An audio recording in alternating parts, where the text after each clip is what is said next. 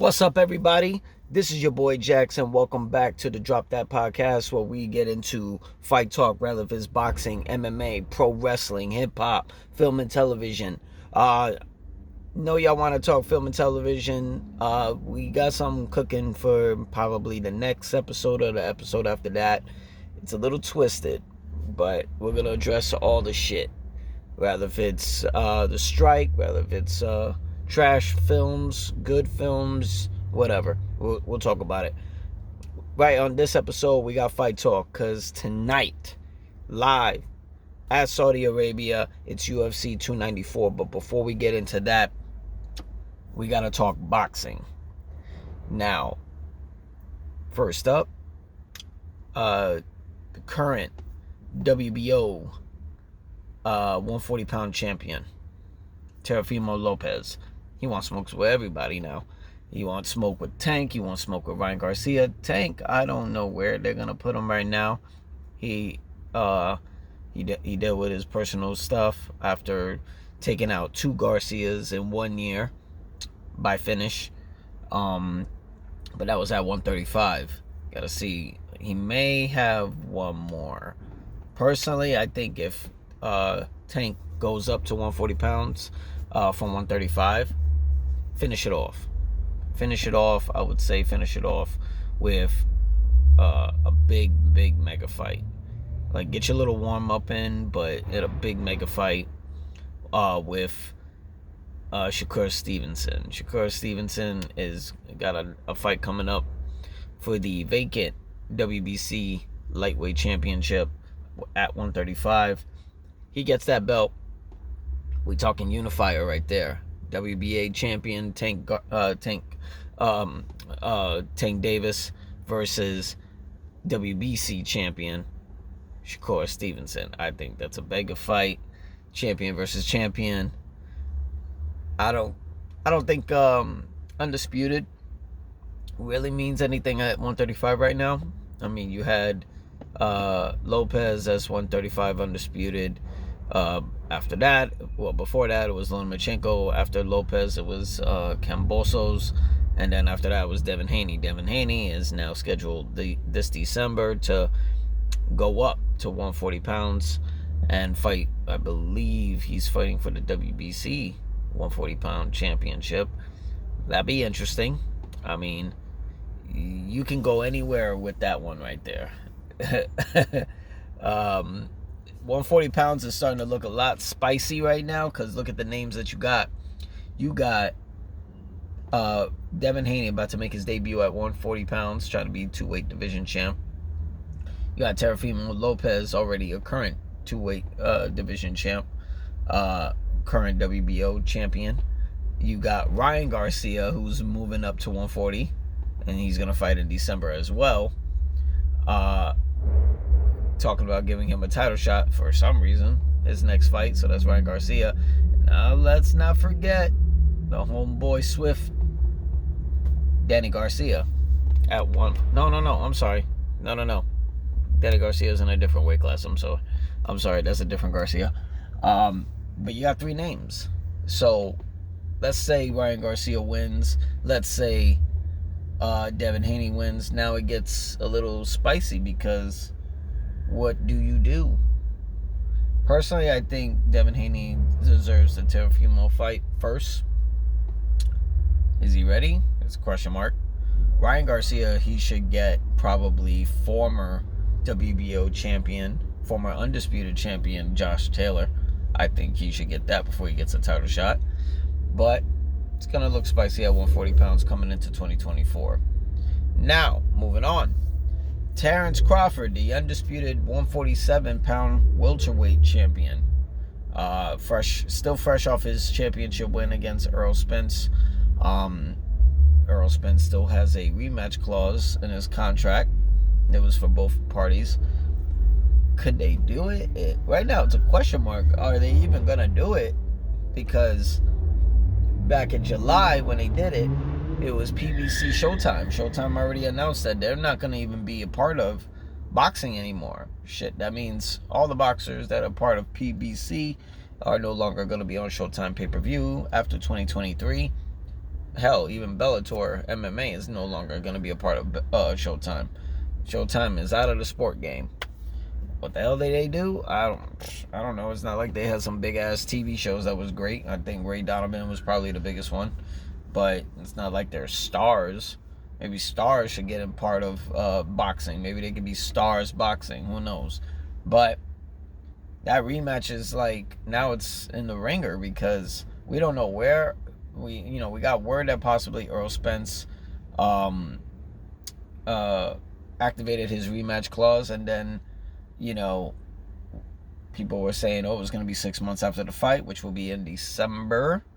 I mean, unless they're waiting for November to make the announcement. Right now, we don't even know what's going on, if that rematch is happening, if Terrence Crawford's going to move up to 154 pounds, challenger champion there. Right now, the WBO just granted permission for Terrence Crawford to get the first crack at Tim Tszyu for the 154-pound WBO championship. Jermell Charlo, still fresh off his defeat to Canelo Alvarez. He was undisputed champion at 154, won every belt.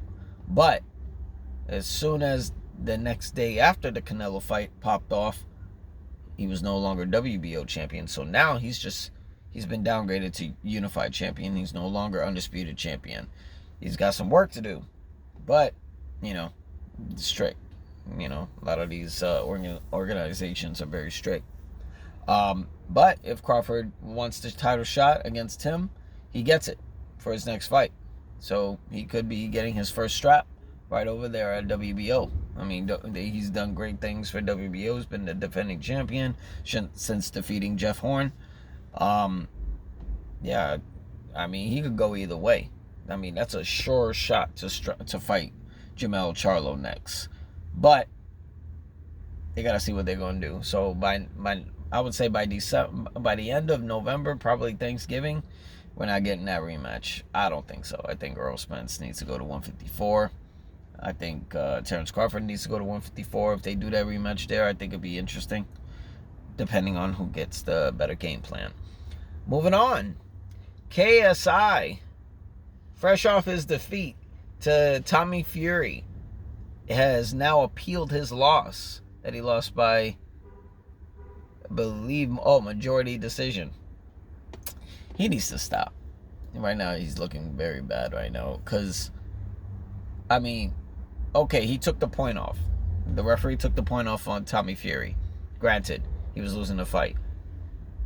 I only give you maybe 2 or 3 rounds out of that 6-round fight. Majority of the time, you're holding. Yeah, you landed some with the right hand, but what were you landing with the left? I saw more shots being landed by Tommy Fury. Now, granted, I'm not even saying Tommy Fury won the fight either. I personally think it was a draw, even with the point taken out. I think it was a draw. Well, what are you going to, why? Why would you even give a shit about that loss? Okay, you lost, so what? Take a loss like a man. Probably embarrassing because you were the A side. Okay, Jake Paul was the A side and he lost to Fury. But now it's about what does, are they going to grant him that in the UK? I don't know. Who's the poster boy over there in the UK? Is it Tommy? Is it KSI? Who knows? I thought it was a slippery slope with both of them being the same country. But it depends. What do you do next? I mean, Jake Paul just announced his return to the ring in December. That's going to be interesting. It's going to be a part of the zone. He was smart enough to get out of that from Showtime, but it's going to be the zone. Some people think it's going to be KSI. I do not. I think it's way too soon for KSI to be fighting. You're going to fight 2 months later against Jake Paul? No, Jake Paul, go fuck you up. With Jake Paul, I think it's going to be an MMA fighter. If not, a bare knuckle fighter. But I don't think it's going to be a pro boxer. I think he's going to make that money off of the MMA fighters and go on from there. Depends. See what happens. See if he announces it by November 1st. I think it's going to be a pretty big name, but not as big as Nate Diaz. Probably not even as big as Anderson Silva, but it's going to be somebody. I think it's gonna be somebody. It might be, he ain't gonna get a former UFC fighter, so we'll see. Moving along to UFC 294 in Saudi Arabia tonight. I thought very hard about this as far as my take on it. A lot of the fights I don't, I mean, some of the fights are very spicy. I have to do my little research on the ones I don't know about. But as far as the ones I do know about, you got Johnny Walker fighting the last man to draw to Jan Blachowicz. Can't even say his name correctly, but the Polish Power, former light heavyweight champion. This is a move up for Johnny Walker because I think Johnny Walker, if he knocks out this Russian dude, is definitely going to be top 5 fighter next. Definitely. I don't think it's going to be top 10. I think he deserves the top 5 after that. I think he's progressed since his Corey Anderson defeat and his worm that literally pulled his shoulder right out of his asshole. And he never been the same since. So I got Johnny Walker by decision. Unfortunately, I'll be amazed if he gets this knockout. Polish Power couldn't knock this guy out, so yeah, I don't see Johnny doing it. But I got him winning by decision. The co-main event. Former UFC welterweight champion Kamaru the Nigerian Nightmare Usman taking on Hamza Chimaev at middleweight. This ain't welterweight. So now this is a very hard one for me because I'm a fan of both. But I look at their last 2 performances, right? I look at Kamaru. He's suffered 2 defeats back-to-back to Leon Edwards for the welterweight title. First one, he got knocked out in the final round after he was winning that fight. And then the next, he lost by decision. I always thought that, within years, you shouldn't be cutting weight to 170 no more. He's already chiseled. He should be at 185, but, respect to Israel Adesanya, he was middleweight champion, so again, kind of gets a little conflicting to go after your Nigerian brother. So, I don't know. It's a little interesting. When it comes down to the wrestling, it seemed like Kamaru was slowing down a little bit, doing more strikes. I haven't seen explosive striking since he knocked out Jorge Masvidal. Because with the Kobe Covington fights, the first fight, it was a coin toss until that 5th round finish by Usman. But the rematch, I gotta admit, I had it 3 rounds to 2 for Kobe. And there was moments right there where, he stunned Usman. That was a welterweight. And Kobe's not known for his hands. Chimaev is. Makes me a little worried where that jaw is when it comes down to Usman. Almost got stunned by Kobe. Got head kicked by Leon Edwards. It could be it might be a short day in office for Kamaru. Now, when it comes down to Chimaev, right? I don't know. You got to earn some respect there, because his last fight, he fought Kevin Holland. He missed weight by like fucking 8, 9, 10 pounds. They had the fight at 180 catch weight. They had to scribble switch up all the opponents. That wasn't even his actual opponent. It was Nate Diaz. Probably would have manhandled him. And then I look at his Gilbert Burns fight. Now, Gilbert Burns and Kamaru Usman are both training partners, so it'll be interesting because Gilbert really brought it to him, but that was at 170, and Chimaev was able to edge out the win against Gilbert Burns. So I think if it's a wrestling, if some mix up in the wrestling, I don't know how those knees hold up for Kamaru. Yeah, Chimaev might have this in the bag. He might have the switch up game plan for Kamaru. Because you can look at the last performances for Kamaru. How many performances can you look at Chimaev to prepare in a game plan? Not very many. So, damn. I'll be shocked if Kamaru could find the hole in Chimaev's game to lay that right hand out of nowhere and put his lights out and stop the hype train and go get your title shot at 185 against Sean Strickland, since he already has a win over him. But I think it's Chimaev by TKO, unfortunately. Yeah, I don't think it's a knockout like the head kick, but it might be a referee stoppage. I don't know. Something about this fight makes me feel Robert Whittaker versus DDP, Dricus du Plessis. And I was shocked when DDP pulled out the finish. He didn't even pull out the win. He pulled out the motherfucking finish on Robert Whittaker. It was interesting. Yeah. And the winner, they already announced the winner of this. I mean, it's just, praising up some hype because they could sell the fights. Winner of this between Usman and Chimaev gets the title shot at 185 against Sean Strickland. It'll be a little interesting because Usman already got a win over Strickland at 170, and Chimaev and Sean Strickland just already admitted that they're good friends. So little conflict. But I mean, in my mind, I would like to see Usman versus Strickland at 185. It might be interesting, but Chimaev at 185 against Sean Strickland for the title seems like it's going to be a wipeout in round one. So we'll see. Moves on to our main event: Islam Makhachev versus Alexander the Great Volkanovski. A rematch from February in Australia in Volkanovski's home. This time it's champion versus champion.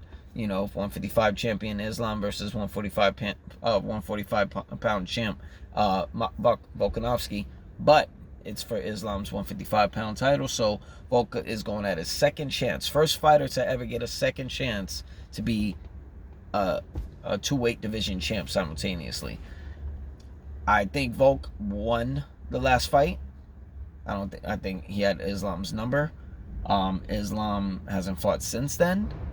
Volk has fought this past summer against Yair Rodriguez and finished that motherfucker. Like, holy shit. I don't see nobody that finished Yair like that before, but Volk did. Now, they said, it's 10 days notice, 11 days notice, fresh off the couch. That doesn't mean Volk ain't training. He just wasn't training for Islam. But he did make it clear he wants that rematch. So if he wants that rematch, he's getting it now.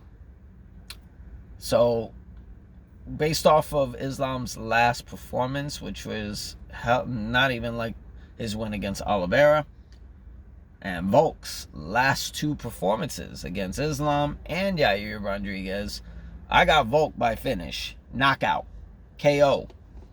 New champion at 155, two-weight division champion simultaneously, double champ. Volk solidifies his name at pound for pound right there for me. So yeah, I got new champ for Volkanovski. But that's all with Fight Talk we got. I'm your boy Jax. This is the Drop That Podcast. You can find us at youtube.com/Drop That Podcast. Also at X, formerly known as Twitter, at DropThatPod_13. Get ready for our next episode. We might be hitting you up with 2 next week. I'm your boy Jax. We out.